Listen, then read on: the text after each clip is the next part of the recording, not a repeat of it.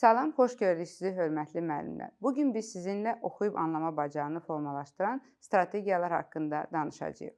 Oxuyub anlama bacarığının əhəmiyyəti artıq hamıya məlumdur. Oxuyub anlama bacarığı yüksək olan şagirdin öyrənməsi də yüksək olur. Çünki oxuyarkən şagirdin birinci, biliyi artır. Oxuyub anlama bacarığı müxtəlif və geniş mənbələrdən informasiya almağa, akademik bilik və bacarıqlarının yüksəlməsinə imkan yaradır. Ömür boyu öyrənmək üçün də bu çox vacib məsələdir. İkinci, söz ehtiyatı zənginləşir. Davamlı mütaliə etmək söz bazasını artırır, sözlərin kontekstual mənalarını anlamağa, həmçinin onları düzgün və yerində işlətməyə imkan verir. Bu həm yazı, həm də ünsiyyət bacarığının səmərəliliyini artırır. Üçüncü, tənqidi təfəkkürü inkişaf edir. Oxuyub anlama tənqidi təfəkkürün inkişafını tətikləyir. Belə ki, oxuyan şəxs məlumatı təhlil edir, dəyərləndirir, sintez edir. Ümumiyyətlə, bu bacarığın inkişaf etdirilməsi bir çox sahələrdə faydalıdır. İnsanın şəxsi və peşəkar inkişafına xidmət edir. Oxuyub anlamanı formalaşdıran və inkişaf etdirən strategiyalar hansılardır? Bir məsələni həmişə diqqətdə saxlamaq lazımdır ki, oxuyub anlama prosesi avtomatik baş verən proses deyil. Bu bacarığı formalaşdırmaq və inkişaf etdirmək lazımdır. Biz müəllimlər adətən mətni şagirdə təqdim edir və sonda informasiyanı nə dərəcədə anladığını yoxlayan suallar veririk. Çox vaxtda məlum olur ki, şagird müxtəlif səbəblərdən mətni anlamayıb, baxmayaraq ki, mətn onun ana dilindədir. Şagirdin mətni anlamamasının müxtəlif səbəbləri ola bilər. Şagirdin söz ehtiyatı azdır, oxuduğu məlumat onun üçün maraqlı deyil. İnformasiyanı anlamaq üçün köhnə bilikləri kifayət qədər deyil. Sözlərə, ifadələrə diqqət yetirmədiyinə görə əsas fikirləri ötürür. Fikirləri ümumiləşdirməkdə çətinlik çəkir. Bəs hansı strategiyalar şagirdlərə oxu prosesində anlamağa kömək edir?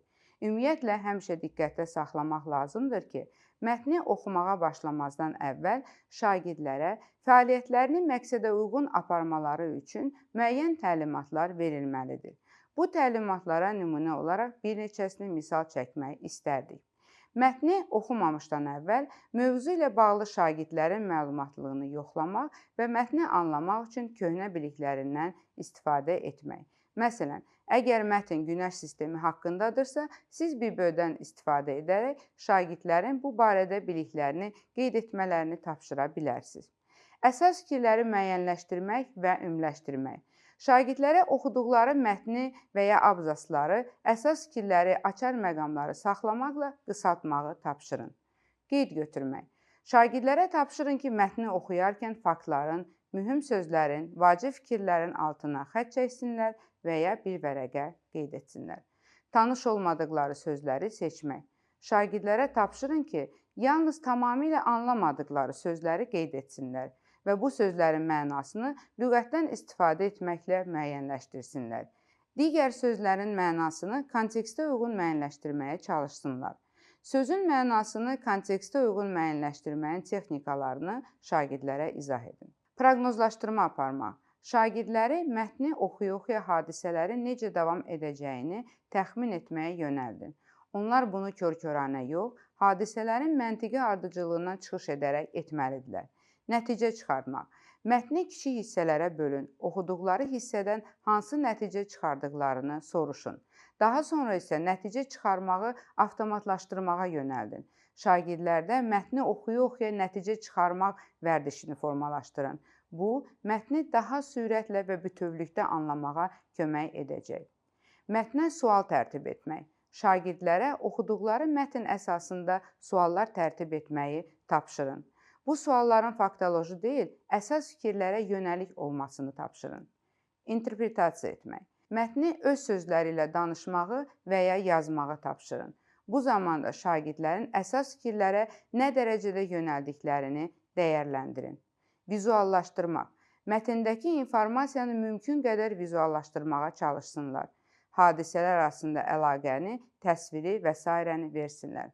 Hörmətli müəllimlər, təqdim edilən strategiyalar oxu zamanı informasiyanı oxuyub anlamaq bacarığı formalaşdırmağa xidmət edir. Müxtəlif dərslərdə müxtəlif strategiyalardan istifadə etməklə şagirdlərdə bu bacarıqları vərdişə çevirmək mümkündür. Qeyd edək ki, danışdıqlarımız mövcud olan strategiyalardan bir neçəsidir. Siz araşdırma apararaq öz sinifinizə uyğun gələn fərqli strategiyalardan da istifadə edə bilərsiniz. Sonda bunu da qeyd etmək istərdik ki, oxuyub anlama bacarığının ölçülməsi üçün şagirdlərə verilən tapşırıqlar yalnız mətnlə bağlı olmalıdır. Dil qaydalarını yoxlayan və ya sözün kontekstdən kənar mənasının müəyyənləşdirilməsinə xidmət edən tapşırıqların verilməsi yol verilməzdir. Bu barədə növbəti videomuzda danışacağıq. Diqqətinizə görə təşəkkür edirəm.